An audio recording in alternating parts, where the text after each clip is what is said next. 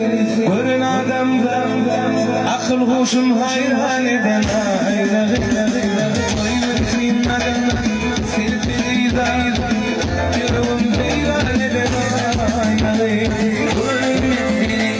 Gören adamdan akıl hoşum hayran eden aynayı hemen oradan yönetiyorlar beni var yüreğimi veyran eden aynayı Ayna benim hepsin benim ayna benim hepsin benim ayna benim Şimdi söyledim yeni söyledim doğru der ayna benim aynayı hepsini aynayı intiharım aynayı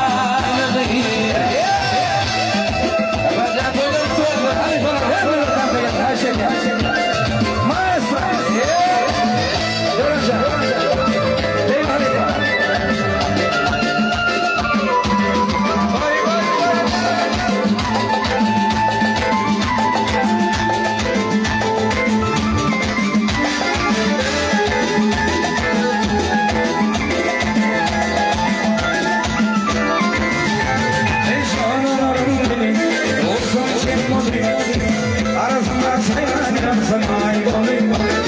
Ak yılın